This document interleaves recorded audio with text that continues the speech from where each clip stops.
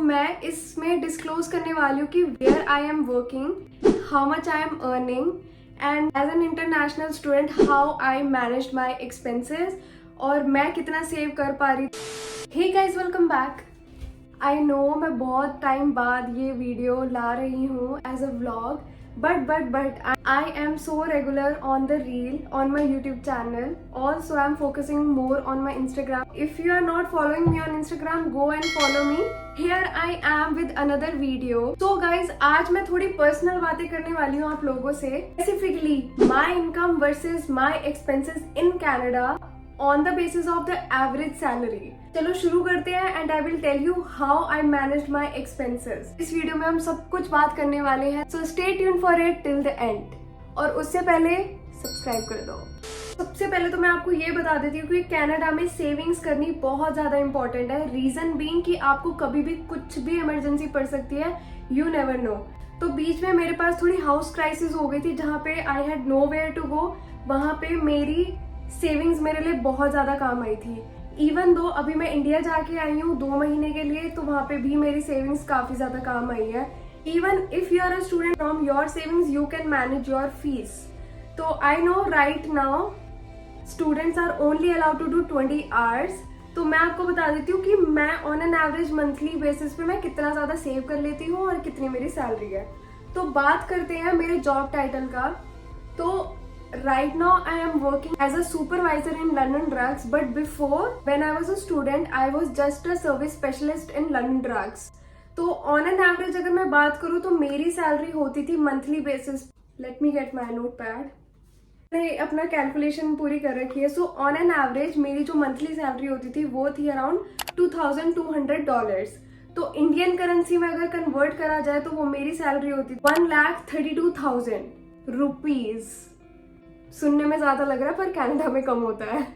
Recently after my studies I move to another house and right now I am paying $850 in Vancouver for personal room. उसको अगर 2,200 से अगर deduct कर दे तो मेरे कितने बचते हैं $1,350। ग्रोसरीज मेरी ऑन एन एवरेज हो जाती है max to max $200 per month. मेरे अब डॉलर्स बच जाते हैं $1,150। मेरा जो ट्रांसपोर्ट है, क्योंकि I don't have a car, I don't know how to drive, तो I only take transit. Depend करता है कि आप 2 जोन ले रहे हो, 1 जोन ले रहे हो, 3 जोन ले रहे हो, तो वो depend. And they are increasing their rates, I don't know क्यों। तो ट्रांसपोर्ट में लग जाता था ऑलमोस्ट $90। एज अ स्टूडेंट अगर आप कनाडा में हो तो आपको एक MSP इंश्योरेंस लेना पड़ता है। तो MSP इंश्योरेंस के मंथली जाते हैं $75। तो अगर मैं 75 उसमें से डिडक्ट कर देती हूँ तो मेरे बचते हैं $985। घबराओ मत यार, ये ऐसे मत सोचो कि ये तो रुक ही नहीं रही है, तो बोले जा रही है। उसके बाद फोन का बिल, मेरे जो फोन का बिल आता है वो प्रीपेड है, उसका आता है $47 पर मंथ। तो उसके बाद बचते हैं मेरे $930। अगर बाई चांस, वैसे तो मैं बाहर का ज्यादा कुछ खाती नहीं क्योंकि बाहर मेरे लायक कुछ खाना नहीं मिलता। रीजन मीन कि आई एम फ्रॉम दिल्ली, तो मेरा टेस्ट यहाँ पे तो कहीं दूर दूर तक मैच नहीं होता। तो मैं बाहर से 2 महीने में मैं एक बार मैक्स टू मैक्स खा लेती हूँ, तो ज्यादा से ज्यादा $10-20 मैं खर्च कर देती हूँ। लेकिन जैसे अगर दोस्तों के साथ बाहर गए या कभी कुछ हुआ तो मैक्स लेके चल लेते हैं $100 मेरे मिसलेनियस एक्सपेंसेस लग रहे हैं, उसमें से बचते हैं मेरे $838। तो मंथली के इसके अलावा मेरा कोई भी खर्चा नहीं होता था। तो ऑन एन एवरेज $830 मैं मंथली सेव कर लेती थी, जो कि इंडियन रुपीज के अकॉर्डिंग अगर मैं बता दूं तो वो बनता है 50,280 रुपीज। तो मंथली के मैं 50,000 तो यहाँ पे सेव ही कर रही हूँ। तो ये वाला जो मैंने आपको कैलकुलेशन बताई है ये मैंने अभी रेंट के हिसाब से बताई है आपको, ठीक है। लेकिन मैं आपको एक चीज बता देती हूँ, जब मैं स्टूडेंट थी, जब मुझे अपनी फीस वगैरह निकालनी थी एंड मेरे पास और भी रिस्पॉन्सिबिलिटीज थी मेरे ऊपर, तब मैं रहती थी सरी में और मेरा कॉलेज था डाउनटाउन में, प्लस मेरा जो वर्क प्लेस थी वो भी मेरी थी वैंकूवर में। तो every day I have to travel for 4 hours. तो it was hectic for me, but student life में स्ट्रगल नहीं करा तो कब करा, वो भी कनाडा में। तो वहां पे मेरा रेंट था वो था $650। मैं $838 में अगर 200 में जोड़ दूं तो ऑन एन एवरेज मंथली का मैं सेव करती थी $1,038 monthly. I talk to a lot of friends of mine, उनसे मैं पूछती हूँ और वो मुझे बोलते हैं भाई तू अपने पे कैसे कंट्रोल कर लेती है, तेरा बाहर का खाने का कैसे मन नहीं करता या ये।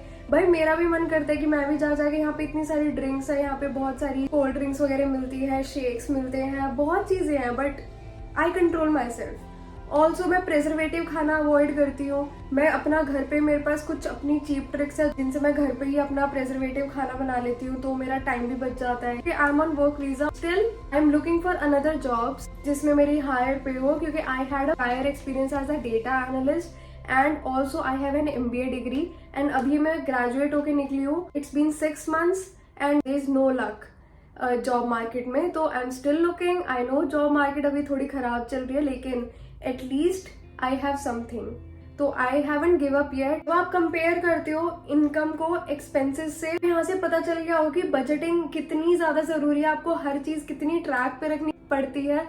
अभी आप अपना थोड़ा स्ट्रगल कर रहे हो, अपनी सेविंग्स कर रहे हो, लेकिन आगे जाके आप ही को उसका बेनिफिट होने वाला है। मैं स्मार्ट एंड एफिशिएंट लिविंग पे ज्यादा फोकस करती हूँ, जैसे अपनी रोटीज, अपने परांठेज और ये खाना वगैरह मैं सब घर पे बनाती हूँ, जो कि मेरा बहुत ज्यादा पैसे सेव करता है। सो मैं एक चीज और बता देती हूँ कि हर किसी की अलग फाइनेंशियल सिचुएशन होती है, हर किसी की अलग प्रायोरिटीज होती है। आपके पास पैसे बचाने और बजटिंग टिप्स है तो प्लीज कॉमेंट्स में मेंशन करिए, और मे बी मुझे भी हेल्प हो सकती है। तो फिलहाल मेरे पास तो बस यही टिप्स थी कि मजे मैं भी कर सकती हूँ, घूम फिर मैं भी सकती हूँ, पैसे मैं भी उड़ा सकती हूँ, बट मैं नहीं करती। I just focus on saving my money right now.